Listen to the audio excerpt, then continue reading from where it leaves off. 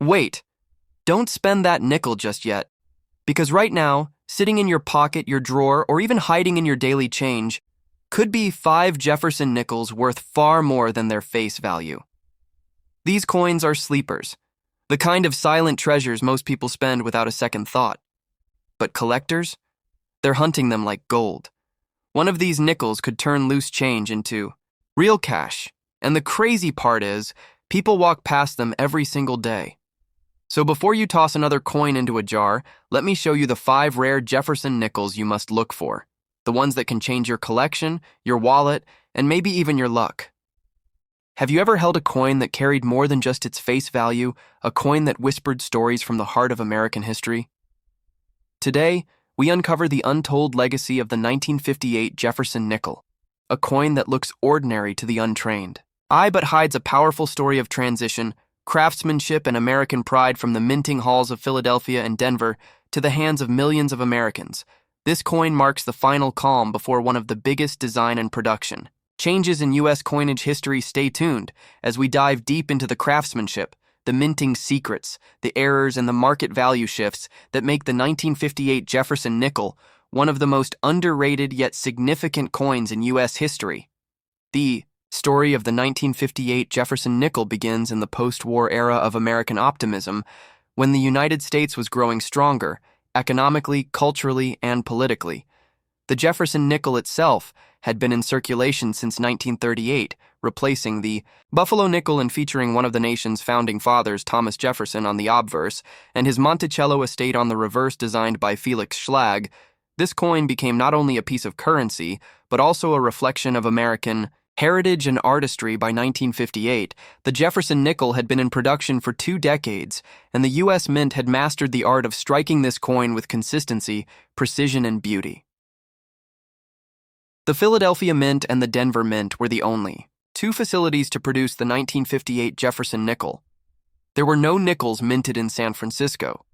During this year, this meant that collectors and historians would later focus their attention on mint marks and subtle details that distinguish one coin from another. The Philadelphia issue had no mint mark, while the Denver issue bore a small D located to the right of Monticello on the reverse side. Both versions were struck from the standard composition of 75% copper and 25% nickel, giving it the familiar silvery tone that endures through decades. 1958 was a year of technological transition within the U.S. Mint. Advances in die production and metal preparation began improving strike quality, although the coins were still made using traditional mechanical presses. Compared to later years, these presses required manual oversight by skilled mint workers who ensured the dies remained aligned and the pressure consistent. The Jefferson nickel's design, especially the steps of Monticello, was notoriously difficult to strike fully. Many coins from 1958 failed to show complete step detail, which would later become one of the most sought-after features for collectors, known as full steps or FS designations. These refer to the sharply defined horizontal lines at the base of Monticello when all 5 or 6 steps are visible without breaks. The coin is considered a numismatic gem. In 1958, the Philadelphia Mint produced around 168 million nickels, while the Denver Mint struck nearly 120 million in total. The mintage surpassed 280 million coins, making it one of the higher production years for the Jefferson series. Despite that, the survival of high-quality coins, especially those with sharp details and minimal contact marks, is relatively low due to heavy circulation.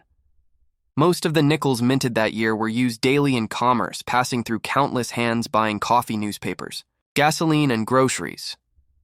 It was the era before widespread credit cards, when coins truly powered the American economy. As we explore the design, the obverse of the 1958 Jefferson nickel presents a left-facing portrait of Thomas Jefferson rendered with classic neoclassical styling. His expression is calm and thoughtful. A tribute to his intellect and leadership. Around the edge of the coin reads the words, "In God we trust," on the left, and "Liberty," followed by the date 1958 on the right, connected by a small 5-pointed star. The reverse side features Monticello Jefferson's famous estate in Charlottesville, Virginia. The building is framed by the word Monticello at the top, 5 cents below, and United States of America along the lower rim. A pluribus unum is centered above the dome, signifying the unity of the states. By 1958, the dies used for minting were showing slight wear from years of repeated use. Minor changes and refinements occurred in the engraving to maintain clarity, yet the mint refrained from any major redesign until the 1960s. This makes 1958 an important transitional year. It represents the last pure stage of the early Jefferson nickel design before subtle modernizations began appearing. Collectors today view the 1958 Jefferson nickel as an affordable yet historically rich coin. Its value in circulated grades is modest, but in mint state conditions, particularly in MS-65 to MS-67, with full steps, the prices can reach hundreds of dollars, and in rare top condition even over $1,000, especially from the Denver Mint, which is known for slightly weaker strikes. The most prized 1958 D nickels are those showing sharp steps and clean luster preserved from uncirculated rolls or original mint sets. There are also known varieties and errors that fascinate coin enthusiasts. Some examples include double die obverse and reverse issues, where letters or features appear slightly doubled due to misalignment in die preparation. Other varieties include repunched, mint marks or die cracks along Monticello's columns, though not as dramatic as wartime silver-nickel errors. These 1958 mistakes still attract attention and can significantly boost a coin's desirability and market value.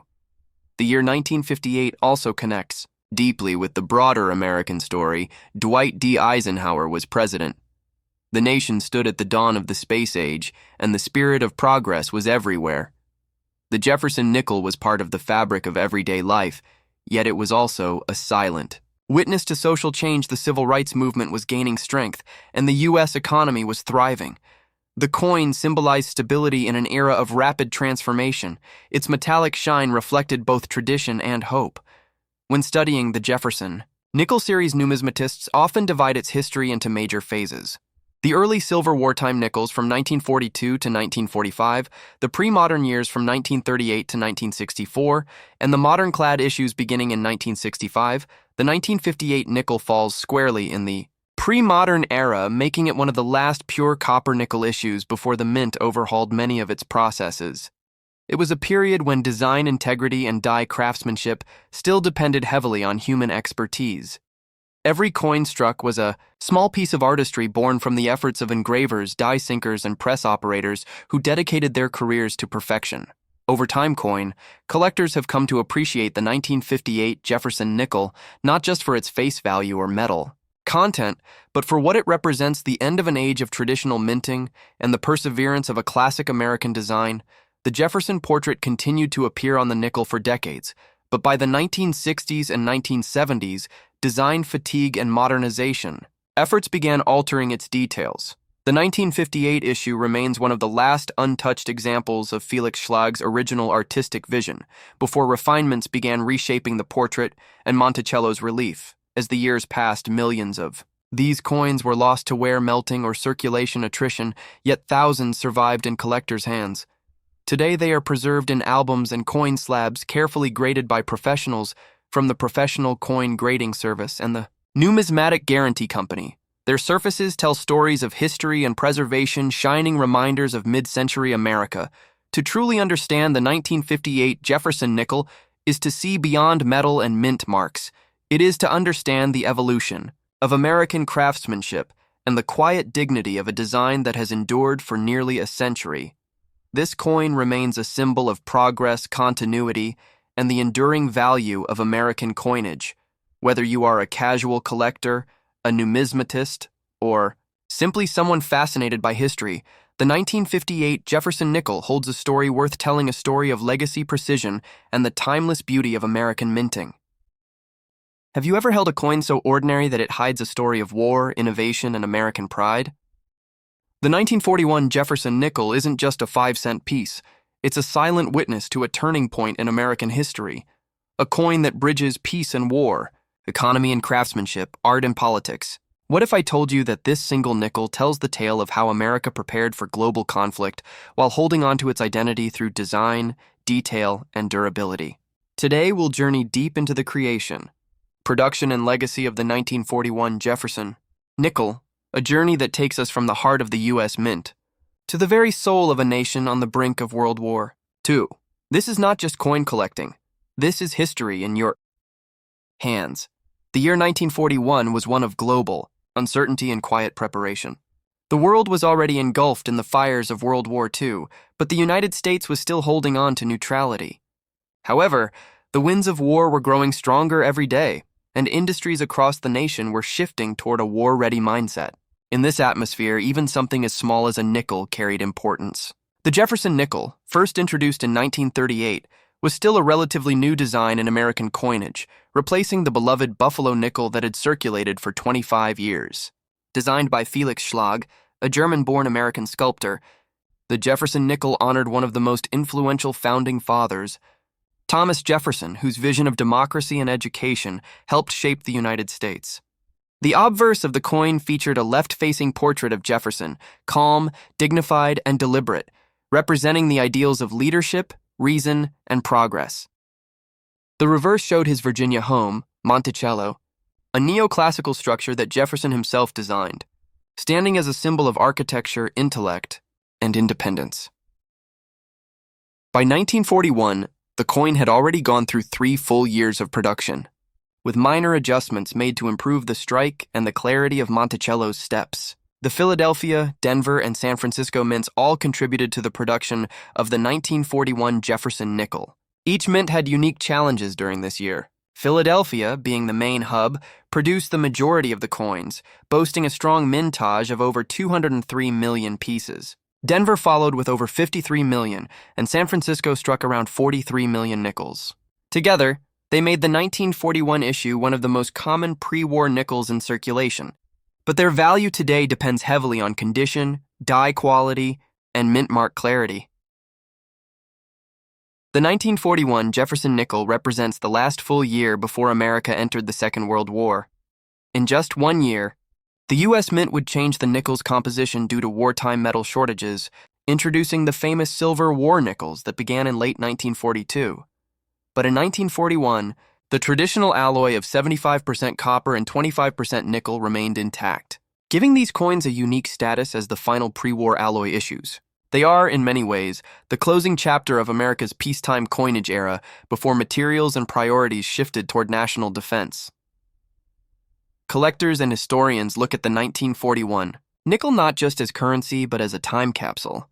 The luster, the strike, the die varieties, and even the minor minting imperfections tell us about the machinery, the technology, and the workforce of that time. The Philadelphia Mint's coins are generally known for strong strikes and good detail, though some early runs show weak steps on Monticello. The Denver Mint often produced coins with sharp detail, but more frequent die deterioration, leading to rougher surfaces in some specimens. The San Francisco Mint's coins, though lower in quantity, are known for slightly softer strikes but cleaner, more polished dies, giving them a subtle charm that collectors recognize immediately. Among these, the full-step varieties, coins where the steps of Monticello are fully visible and distinct, are especially prized. Achieving a full-step strike in 1941 required precise die alignment and pressure, something not consistently maintained during high-volume production. Because of that, full-step examples, particularly from San Francisco, are quite rare and command significant premiums in the collector's market. The artistry of Felix Schlag deserves its own attention. When he first submitted his design in 1938, it wasn't accepted immediately. The U.S. Mint held a design competition with over 390 artists participating, and though Schlag's design was selected, he was asked to modify it before production. His original reverse had a more dynamic view of Monticello with perspective depth, but the Mint wanted a straight-on architectural view that aligned with traditional coinage symmetry. By 1941, Schlag's work had matured in the public eye, becoming instantly recognizable across the nation. Millions of Americans used Jefferson's image daily, associating it with both the stability of the past and the uncertainty of the future. What makes the 1941 Jefferson nickel fascinating is how it connects everyday life to history.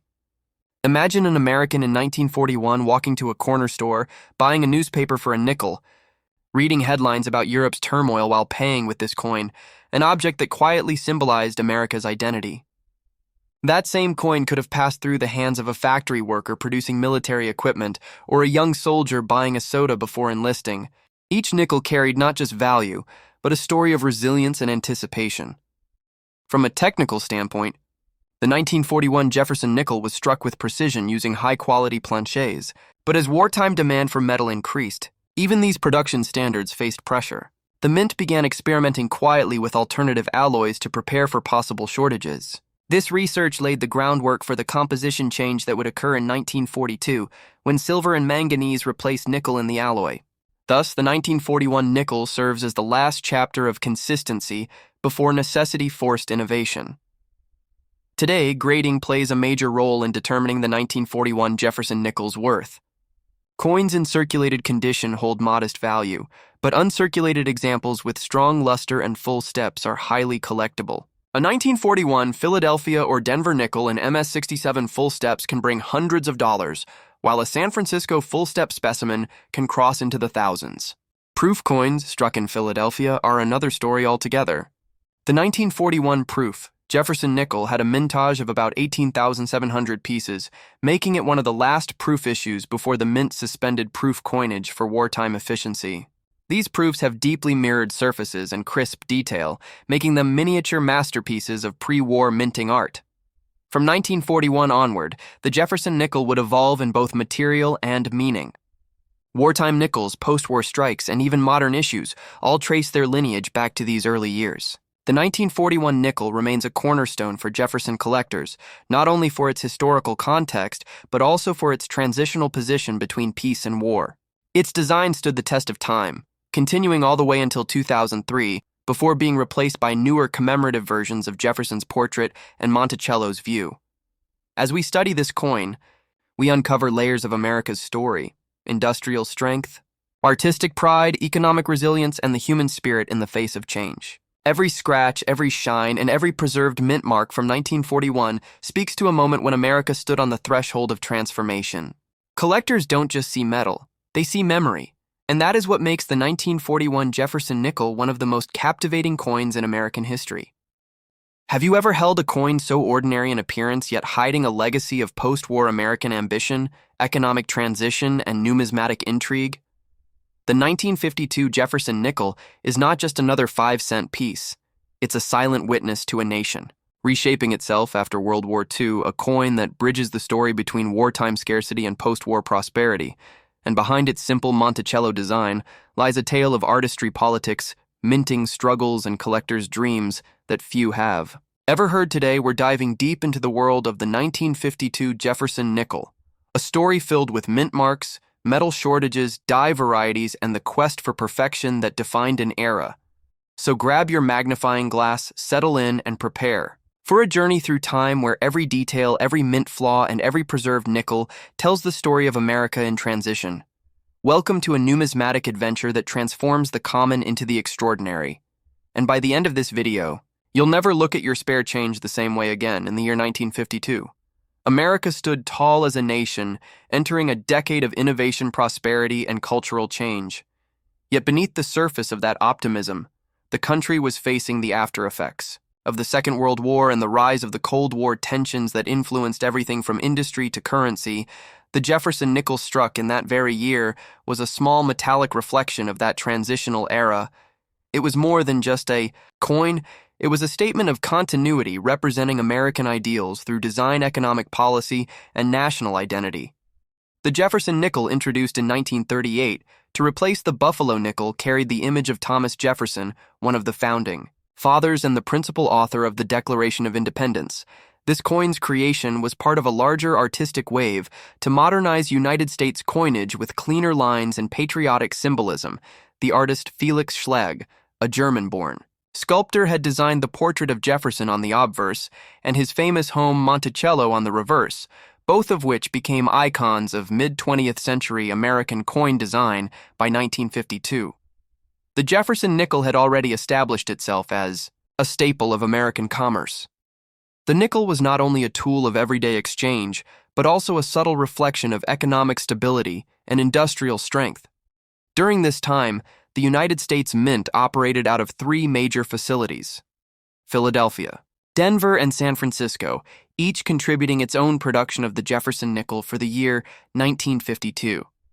The Philadelphia Mint struck around 64 million coins, the Denver Mint produced approximately 30 million, and the San Francisco Mint added roughly 20 million to circulation. Each of these coins, though identical in design, had minute differences and mint marks that now fascinate collectors. The Philadelphia Mint had no mint mark, while Denver's coins carried the D and San Francisco's. The S, these small letters beneath the right side of Monticello on the reverse, were symbols of identity that separated common nickels from regional rarities. The design itself remained faithful to Felix Schlag's original concept, though subtle. Modifications had occurred over the years to improve die life and clarity. Jefferson's bust was modeled in a neoclassical style emphasizing his intellectual dignity. His gaze turned to the left with calm composure, while the word liberty and the date 1952 stretched elegantly across the right field above his profile on the reverse. Monticello was depicted with symmetry and precision, its steps, doors, and dome reflecting the ideals of structure and order that Jefferson himself cherished. However, not all 1952 nickels captured this detail perfectly due to die wear and mechanical limitations. Some coins appeared weakly struck, especially around the steps of Monticello, leading to what collectors now refer to as the full step designation AI, feature highly prized in grading today. To understand the importance of the 1952 Jefferson nickel, we must look at the broader economic context. The United States in 1952 was in the midst of the Korean War, which began in 1950. This conflict affected the allocation of metals as the government prioritized strategic materials for defense purposes, while nickel was not rationed as severely as during World War II. The mint still faced challenges balancing cost and supply. This scarcity contributed to a focus on production efficiency and die maintenance. The mint had to ensure each planche was properly annealed and struck with consistent pressure to achieve a satisfactory result. The durability of the nickel alloy, 75% copper and 25% nickel, was ideal for circulation, but hard on dies, leading to frequent replacements and minor variations in strike quality. These subtleties are what make the 1952 Jefferson nickel so intriguing to collectors today. The mints each had their own production challenges. Philadelphia, as the primary mint, handled the bulk of the coinage and maintained the highest output, but the Denver and San Francisco mints produced coins with their own distinct characteristics. Denver coins are known for relatively strong strikes, though, with occasional die erosion that softened the finer details. The San Francisco Mint in 1952 was nearing the end of its coinage era for circulation coins, soon to cease production after 1955. Thus, the 1952 IS Jefferson nickel carries historical importance as part of that closing chapter. The S mint coins often exhibit weaker strikes, but carry charm due to their limited mintage and regional distinctiveness. Collectors have long studied the varieties and errors of this coin year. One of the most fascinating aspects lies in die breaks, repunched mint marks, and over-polished dies, which produced anomalies such as missing steps or doubled details. These are the accidental artworks of the minting process, each revealing something unique about the life of a die and the pressures of production in a high-demand post-war economy. Among the more noted varieties for 1952 are the repunched mint marks on both Denver and San Francisco issues. The repunched mint mark occurs when the letter punch was applied twice to the die slightly off alignment, creating a shadow effect. These varieties are now cataloged and valued highly, especially in higher grades. In circulation, the 1952 Jefferson nickel saw widespread use as America's economy expanded. Families were buying new homes, cars, and appliances, and nickels passed through millions of hands. In daily commerce, vending machines, jukeboxes, and telephone booths all consumed nickels by the millions. The coin became part of the soundtrack of the 1950s, a small metallic symbol of convenience and progress. Yet while millions were spent and saved, few recognized the artistry and precision that went into creating each piece for numismatists. Every small detail mattered, from the luster of the metal to the strike's sharpness and die alignment. As the decades passed and the Jefferson nickel design endured through countless changes in politics and culture, the 1952 issue began to stand out for its historical positioning, sitting firmly between the wartime nickels of 1942-1945 and the modernized issues of the late 1950s. It represents the steady normalization of America's coinage and economy. Collectors began seeking examples in high grade with full steps and brilliant luster. As the numismatic market evolved, grading services like PCGS and NGC began certifying these coins, assigning premiums to those in pristine mint state condition with perfect step details. A full step 1952S or 1952D Jefferson nickel can fetch significant value today due to their rarity and such preservation. The Jefferson nickel itself continued its journey through American pockets until design changes began to modernize the portrait in 2004 and 2005. Yet the 1952 issue remains frozen in time, a mid-century snapshot of American artistry and industrial resilience, when coins were still struck from solid metal rather than plated composites. Its simple beauty and historical depth attract not only collectors but historians who see in it the story of America rebuilding and redefining itself after the turmoil of global conflict. If you examine a 1952 nickel under magnification, you can see the craftsmanship that the mint engravers applied. Every contour of Jefferson's face, every architectural line of Monticello carved with precision. Despite the limitations of the mid-century equipment, it's a small yet profound testament to the American mint's dedication to quality even in an age of mass production. From metal sourcing to die engraving, each stage carried human skill and attention to detail. These were not just coins, they were miniature works of national art. In the world of coin collecting, the 1952 Jefferson nickel occupies a respected position, bridging eras, connecting collectors to a time when the mint's mechanical rhythm echoed the nation's progress and perseverance. Its value lies not merely in its monetary worth, but in the stories it carries, stories of mint. Workers, artisans, and citizens who used it daily to buy milk, newspapers, and gasoline. It's a coin that silently watched history unfold from the Korean War to the dawn of rock and roll.